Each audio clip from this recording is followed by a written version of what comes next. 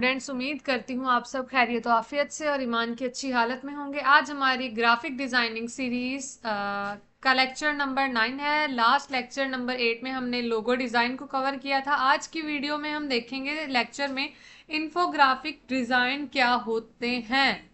Infographic design वो design होते हैं जब हम इंफॉर्मेशन को विजुअल स्टोरी टेलिंग में कन्वर्ट कर देते हैं। ठीक है, इसके एग्जांपल अगर ली जाए कि हम इंफॉर्मेशन को किस तरह से विजुलाइज करा सकते हैं स्टोरी टेलिंग की फॉर्म में, तो इसके एग्जांपल में हमारे पास आ जाते हैं डिफरेंट टाइप के चार्ट्स, आ जाते हैं ग्राफ्स, आ जाते हैं। आगे उनकी फर्दर टाइप्स हैं जिनको हम मजीद स्टडी भी करेंगे। आज के लेक्चर में हम समझेंगे इन्फोग्राफिक क्या है, डाटा विजुअलाइजेशन बेसिक्स क्या होते हैं, आइकन्स, चार्ट्स, लेआउट, इन सबको हम देखेंगे। राइट स्ट्रक्चर इंफॉर्मेशन का क्या होना चाहिए और प्रोफेशनल इन्फोग्राफिक्स कैनवा के अंदर क्या क्या चीजें हैं। ठीक है, तो सबसे पहले हम देखते हैं infographic. Infographic means information plus graphics. ठीक है, इसका इन्फोग्राफिक्स का पर्पस क्या होता है? आपने कॉम्प्लेक्स डाटा को सिंप्लीफाई करना है, सिंपल थिंग। ठीक है, आपका जो डाटा है वो कॉम्प्लेक्स है, जस्ट आप उसे सिंप्लीफाई कर दें तो मतलब आपने इन्फोग्राफिक्स कर दिया। सेकेंड थिंग इसमें अगर हम देखें तो वो है कि हमने कंटेंट को इंगेजिंग बनाना है। जो रीडर है वो हमारा कंटेंट देखते ही उसे अच्छा लगे कि वो पढ़े, उसको मजीद एक्सप्लोर करे, देखे वो किस बारे में है, वो क्या चीजें हैं, वो सब हमारे पास आ जाती हैं कंटेंट इंगेजिंग के अंदर। तीसरी चीज जो हमारे पास आती है वो आती है इजी टू अंडरस्टैंड।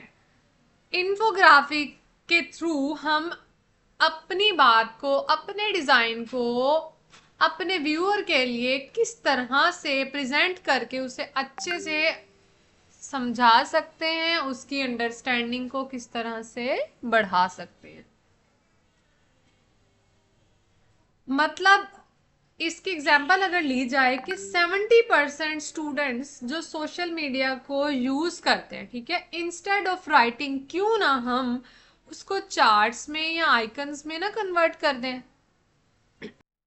तो हम क्या कर सकते हैं, इजीली चार्ट्स में, आइकन्स में हम उसे कन्वर्ट करके शो करवा सकते हैं। अब हमने गुड इन्फोग्राफिक किस तरह से बना सकते हैं, उसके कुछ की एलिमेंट्स जिनको हम फर्दर स्टडी करने जा रहे हैं। क्लियर मैसेज, ठीक है, एक मेन टॉपिक होना चाहिए आपकी इन्फोग्राफिक का। ठीक है, मतलब कहने का ये है कि जैसे अब ये एनुअल रिपोर्ट है ना, तो इसका एक मेन जो टॉपिक है ना, क्लियर मैसेज है कि ये एनुअल रिपोर्ट के बारे में है, तो ये एक ही होना चाहिए, मेन टॉपिक आपका एक ही रहेगा। सेकंड नंबर पे डाटा आपका बिल्कुल सिंपल होना चाहिए, उसमें कोई ओवरलोड नहीं करना, सिंपल सी हमने चीजें रखनी है। तीसरी चीज विजुअल हिरारकी, आपने रीडर को गाइड करना है। एंड फोर्थ वन पे आ जाती है हमारे पास कंसिस्टेंट डिजाइन, मतलब आपने सेम कलर और फोंट लेने हैं। ये नहीं करना 10 किस्म के फोंट उठा के अपने डिजाइन में रख दिए हैं और कलर्स भी ठीक नहीं है। देखिए, जब तक हमारा डिजाइन कंफ्यूजिंग रहेगा, मतलब कंफ्यूजन रहेगी, इसका मतलब ये है कि ये गुड इन्फोग्राफिक नहीं है। बाकी हम मजीद देख लेते हैं कि डाटा विजुअलाइजेशन क्या है। डाटा विजुअलाइजेशन का मतलब है हमने इंफॉर्मेशन को, डाटा को विजुअलाइज करा देना है। हमने टेक्स्ट की फॉर्म में नहीं लिखना कुछ भी, हमने आइकन्स के थ्रू, शेप्स के थ्रू, चार्ट्स के थ्रू हमने अपनी इंफॉर्मेशन को शो करवा देना है, जिसमें चार्ट्स आ जाते हैं। सबसे पहले चार्ट्स की फर्दर टाइप है, वो बार चार्ट हो गया, वो पाई चार्ट हो गया, या फिर वो लाइन चार्ट हो गया। हम इसे यूज कब करते हैं, इन चार्ट्स का यूज हम लोग कब करते हैं? बार चार्ट यूज होते हैं हमारे पास वैल्यूज को कंपेयर करने के लिए। पाई चार्ट्स हमारे पास यूज होते हैं परसेंटेज के लिए, परसेंटेज को जब हमने शो करवाना होता है। थर्ड नंबर पे लाइन चार्ट किस लिए यूज होते हैं? ट्रेंड्स के लिए यूज होते हैं। ठीक है, आइकन्स जो हम इसके अंदर इंफोग्राफिक में यूज करते हैं ना, आइकन्स या ग्राफिक, उससे क्या होता है, हमारा जो आइडिया होता है ना, आइकन हेल्प करते हैं कि आइडिया जो हम रिप्रेजेंट कर रहे हैं ना विजुअली, तो उसमें हेल्प करते हैं हमारे आइकन्स। जैसे कि एजुकेशनल आइकन्स हो गए या ग्रोथ आइकन्स हो गए, इस तरह से। ठीक है, अब हम क्या करते हैं, हम इसको प्रैक्टिकली भी देख लेते हैं। तो हम अब जरा इसका एक डेमो ले लेते हैं कैनवा के अंदर। ठीक है, मैं यहाँ लिख देती हूँ एजुकेशन। पहले हम कोई पोस्टर ओपन करते हैं। ठीक है, यहाँ से मैं कोई भी टेम्पलेट उठा लेती हूँ, लाइक ये उठा लेती हूँ, किसी ब्रांड का उठा लेते हैं हम। इसको हम कस्टमाइज करते हैं। कस्टमाइज करते ही ये हमारे पास क्या है जी, न्यू टैब पर ओपन हो गया है। अब हम क्या करेंगे, कोई इसके अंदर, अब ये देखें इसमें इंग्लिश कम लिखी हुई है, आइकन्स का, शेप्स का, एलिमेंट्स का यूज ज्यादा है। ठीक है, जो इस पोस्टर को क्या कर रहा है, मजीद अट्रैक्टिव बना रहा है, इसलिए ये ज्यादा खूबसूरत भी लग रहा है। मेरा ख्याल है कि हमें एक न्यू ले लेना चाहिए स्टूडेंट्स। ब्लैंक पोस्टर ले लेते हैं हम। ये आ गया जी हमारे पास पोस्टर। हम एक ब्लैंक पोस्टर ले लेते हैं। ठीक है, बजाय इसके हम एजुकेशन के लिए अलग से टाइपोग्राफी करें, तो हम यहाँ पे एलिमेंट्स में जाके सर्च कर लेते हैं। क्या सर्च कर लेते हैं स्टूडेंट्स, आइकन सर्च कर लेते हैं, लाइक एजुकेशन आइकन। ओके, ये मैंने एंटर कर दिया और अब देखें मेरे पास ये एजुकेशनल आइकन्स आ जाते हैं डिफरेंट्स। ठीक है, इसको हम सी ऑल कर लेते हैं। अब ये देखें मेरे पास ये डिफरेंट आइकन्स आ रहे हैं। बजाय इसके कि मैं यहाँ पे टाइप करूँ एजुकेशन, तो मैं क्या करती हूँ, इसको उठा के यहाँ ले आती हूँ। जब मैं ये लेके आऊंगी तो ऑब्वियसली पता चल जाएगा भाई ये जो पोस्टर है ना, ये एजुकेशन से ही रिलेटेड है। ऑल राइट, इसी तरह हम मजीद किसी और आइकन को देख लेते हैं स्टूडेंट्स। हम देख लेते हैं जी, ग्रोथ आइकन को देख लेते हैं। ये मैंने जैसे ही ग्रोथ आइकन पे क्लिक किया तो मेरे पास ये देखें डिफरेंट टाइप्स के क्या है, ग्रोथ आइकन आ गए हैं। मैं ऐड करना चाह रही हूँ, मैं ये ऐड कर लेती हूँ ग्राफ टाइप। ठीक है, इससे पता चल जाएगा कि भाई ग्रोथ हो रही है, मतलब मैं कोई ऐसी इंफॉर्मेशन अपने डिजाइन में लाना चाह रही हूँ कि जिससे पता चल सके कि ये जो मेरा डिजाइन है ना, इसमें ग्रोथ हो रही है। तो ये मेरे पास इस तरह से क्या है, ग्रोथ आइकन आ गया। इंफोग्राफिक लेआउट की बात की जाए ना, हमने बड़े बड़े टेक्स्ट की जगह ना हमने यही आइकन्स का यूज करना है। ठीक है, इंफोग्राफिक लेआउट की बात की जाए ना, उसकी टाइप्स की, तो वो होते हैं वर्टिकल्स हो सकते हैं, वर्टिकल में मतलब हम उसको स्क्रॉल करते हैं। टाइमलाइन हो सकते हैं हमारे पास, कंपैरिजन हो सकते हैं, लाइक ए वर्सेस बी। एक साइड पे हमारे पास ए है, दूसरी साइड पे बी है। ये लिस्टेड बेस हो सकते हैं जिसमें टिप्स आ जाती हैं, जिसमें पॉइंट्स आ जाते हैं। तो हमने कंटेंट की बेस पे हमने लेआउट को क्या है स्टूडेंट्स चूज करना होता है। अब डिजाइन प्रिंसिपल क्या है इन्फोग्राफी के अंदर, हम वो भी देख लेते हैं। इसको मैं डिलीट कर देती हूँ। डिजाइन प्रिंसिपल है, सबसे पहले हमारे पास आ जाती है, मैं यहाँ पे कोई टूल से जाके शेप ले लेती हूँ। लाइक मैंने ये शेप ले ली। ठीक है, ये मेरी ड्रॉ हो गई। इसका भी मैं कलर चेंज कर लेती हूँ। सपोज मुझे ये शेप पे काम नहीं करना, मुझे इसी आइकन पे करना है। ठीक है, तो यहाँ पे मैंने कलर पैलेट अपना क्या है डिफाइन कर दिया है हर डिजाइन के लिए। जब भी आप किसी ब्रांड का डिजाइन बनाते हैं तो आप कलर पैलेट पहले डिफाइन करते हैं कि आपने कितने कलर्स यूज करने हैं, उनकी कौन कौन सी शेड्स को यूज करना है। तो वो आपके पास आ जाता है कलर पैलेट। कलर पैलेट को हमने डीप स्टडी कर लिया है पिछली वीडियो में, अगर आपने नहीं देखी तो पहले जाके उस वीडियो को वॉच करें। कलर पैलेट के बाद आ जाता है आपके पास टाइपोग्राफी हिरारकी। टाइपोग्राफी में स्टूडेंट्स हमारे पास क्या आ जाता है, हमारे पास, अच्छा चले हम इसका कलर भी चेंज कर देते हैं। लाइक मुझे ये ग्रे कलर करना है। ठीक है, इसके बाद टाइपोग्राफी आ जाता है। टाइपोग्राफी पे भी हमने डिटेल में स्टडी की हुई है। तो मैं यहाँ पे लिख देती हूँ इलीट। इलीट लिख देती हूँ, लाइक जो भी इंस्टीट्यूट है ना उसका नेम आ गया जी, इलीट आ गया उसका नेम। ऑल राइट, यहाँ से जाके आप फोंट वगैरह अप्लाई कर सकते हैं। ये भी हमने पीछे कवर कर लिया है। चले हम इसका कलर जरा ग्रे कर देते हैं, चेंज कर देते हैं। ओके, ये मैंने जरा डार्क वाला ग्रे कर दिया है। टाइपोग्राफी की हायरार्की आ जाती है, फिर अलाइनमेंट आ जाती है कि हमने इन्हें किस तरह से, इन एलिमेंट्स को हम अपने डिजाइन में रख रहे हैं, प्लेस कर रहे हैं, इनकी अरेंजमेंट कर रहे हैं। तो हमारे पास टाइपोग्राफी के बाद alignment and then spacing. Text की स्पेसिंग क्या होनी चाहिए, पेज के अंदर एलिमेंट्स की स्पेसिंग क्या होनी चाहिए, इस तरह से ये सब हमारा किसके अंदर आ जाता है, ये सब हमारा आ जाता है इन्फोग्राफिक के अंदर। अब हम यहाँ पे लिखते हैं जी इन्फोग्राफिक्स, ये आ गया हमारे पास इन्फोग्राफिक। जैसे ही मैंने एंटर कर दिया है ना स्टूडेंट्स, ये देखें मेरे पास क्या है, इन्फोग्राफिक्स आ गए हैं। इसको मैं कैंसिल कर देती हूँ, जस्ट इन्फोग्राफिक्स चाहिए मुझे।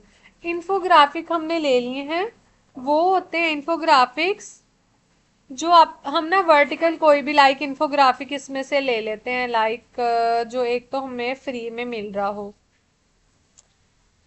मैं ले लेती हूँ कोई इन्फोग्राफिक, ये ले लेते हैं, कॉस्मेटिक्स का ले लेते हैं। ठीक है, अब ये मेरे पास वर्टिकल में आ गया इन्फोग्राफिक। हमने वर्टिकल टेम्पलेट चूज कर लिया। अब हम इसके जो टेक्स्ट है उसको हम रिप्लेस कर देते हैं। अब ऑर्गेनिक कॉस्मेटिक्स की जगह मैं लिख देती हूँ इनऑर्गेनिक। ठीक है, वैसे ही लिख रहे हैं इनऑर्गेनिक कॉस्मेटिक्स, ऑल राइट। अब ये मैंने जानबूझ के लिखा, इनऑर्गेनिक भी होती है लेकिन सब ऑर्गेनिक मतलब अपना कंटेंट अच्छा दिखाने के लिए इनऑर्गेनिक।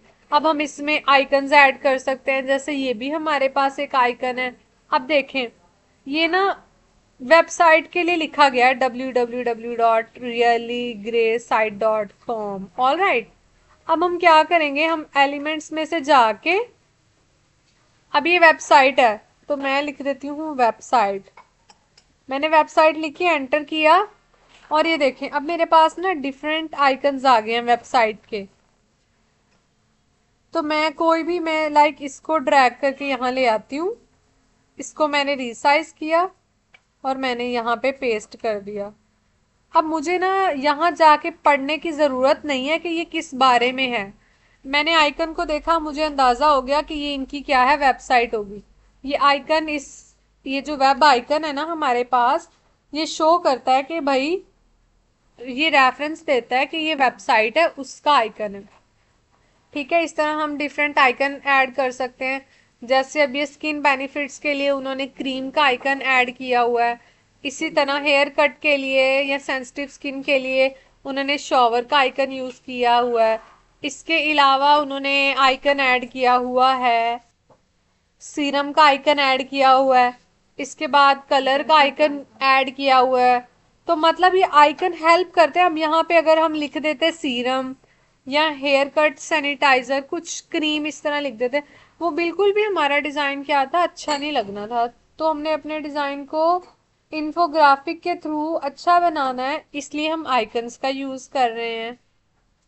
अब हम इसके अंदर स्टूडेंट्स चार्ट भी ऐड कर सकते हैं। अगेन मैं एलिमेंट्स में आती हूँ, एलिमेंट्स पर पहले तो हम इसको कैंसिल कर देते हैं। यहाँ हम स्क्रॉल डाउन करते हैं, हमारे पास टेबल्स का ऑप्शन आता है, 3D का आता है। हम चार्ट्स का ऑप्शन इसमें क्या ऐड कर सकते हैं। चार्ट्स हमारे पास डिफरेंट टाइप्स के आ रहे हैं, जैसे मैंने यहाँ पे पेज ऐड किया। Now I will add a chart in this page। तो मैंने यहाँ पे सिंगल कलर, ये देखें मैंने ये चार्ट ऐड कर दिया।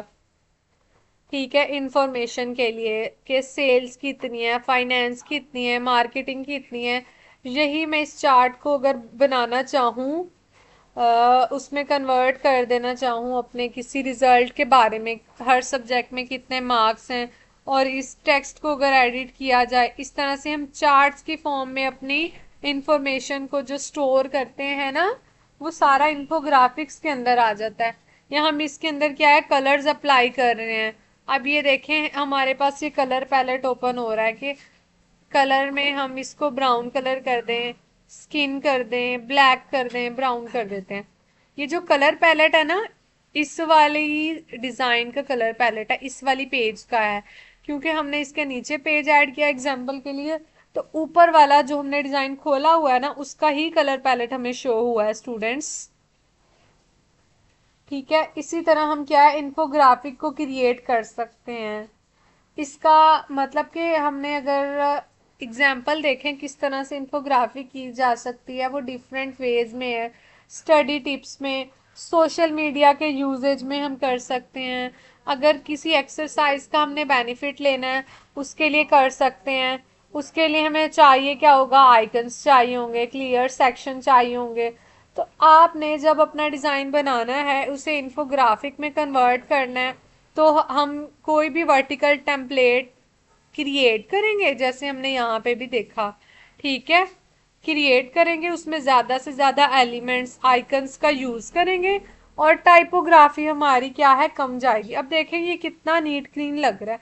अगर यही यहाँ पे टेक्स्ट होता, यहाँ भी टेक्स्ट होता, यहाँ भी टेक्स्ट होता आइकन्स की जगह, ये इसने ओवरलोड हो जाना था, जिसकी वजह से क्या था हमारा डिज़ाइन बिल्कुल भी अच्छा नहीं लगना चाहिए था, लग रहा होता। ठीक है, तो हमने यही है, क्लैरिटी को चेक करना है, हमने लेआउट को चेक करना है, हमने विजुअल बैलेंस को चेक करना है, हमने कुछ बातों का ख्याल रखना है क्योंकि जो कॉमन मिस्टेक्स आप लोग करते हैं वो यही होती हैं कि आप बहुत ज़्यादा टेक्स्ट लिख देते हैं, कोई स्ट्रक्चर ही नहीं होता, चीज़ें बिखरी हुई होती हैं। अब ये कितना नाइस किस्म का लेआउट है। अब देखें इसमें बहुत कंसाइज सा टेक्स्ट लिखा हुआ है।